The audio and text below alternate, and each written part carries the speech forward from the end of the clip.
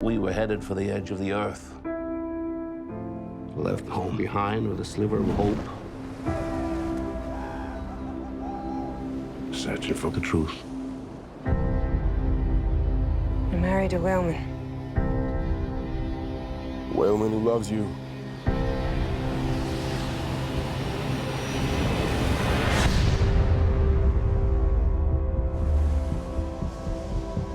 Promise me. Just come back. Promise. Mate, congratulations on In the Heart of the Sea. Thank you. A project that you've taken to Ron Howard. Of course, every great actor needs a role in the sea, whether it's Dreyfus in Jaws, Clooney in The Perfect Storm. What attracted you to this role? It was just an incredible story. The first time I read it, you don't often get that swept up in the setting. It was something I knew nothing about. I didn't know that Moby Dick was based on true events. I didn't know this story. But the idea that humans being faced with the most incredible, brutal situations and seeing how they survive and the strength of the human spirit and why they survive and why some men gave up. And a whole lot of interesting kind of, philosophical questions, but an incredible adventure too.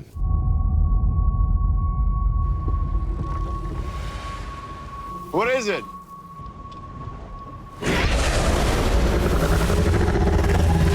Hold on! There's two big parts to the film. Obviously, the action that kind of kick-starts it all. And then there is, for me, the film really started when it all goes to hell in a handbasket. Yeah. What was the mindset like for those two different components of the film? Yeah, very much. And it was funny, we tried to shoot it in sequence and we were fed at that beginning of the film, basically. So there was a whole lot of brain chemistry that was balanced at the beginning and during that period you're talking about, where it was just practicality and it was about egos and personalities. And then they're lost, and all of us started to had mood shifts and all sorts of things, which was very in line with what, in a lot of ways, the psychology of what these guys were, were going through. Well, that was the attempt anyway. And that was my favourite part of the film too, was once they had to sort of strip away all the garbage and go, okay, well, what are we doing? Why are we here? How are we going to get out of this? Are we going to survive or give up, and so on. As it tilts, when Pollard gets in, tilt back down to the water because Jody might be able to let some fire start. You worked with Ron Howard, obviously, on Rush, a fantastic film. At what point when you're working with someone does it click, I'm going to work with this guy again?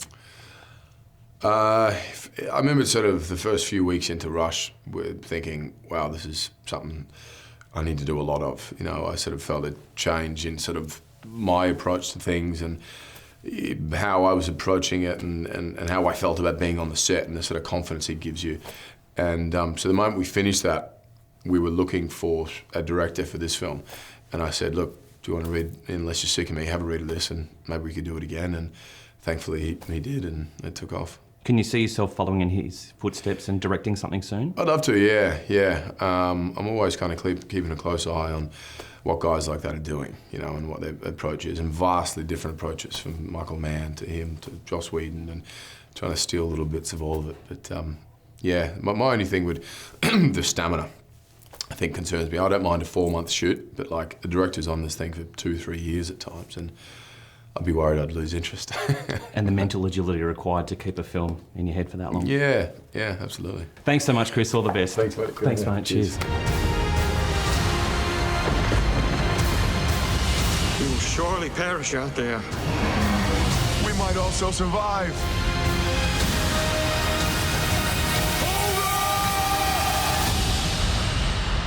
So it's true. Yes. Too much is true.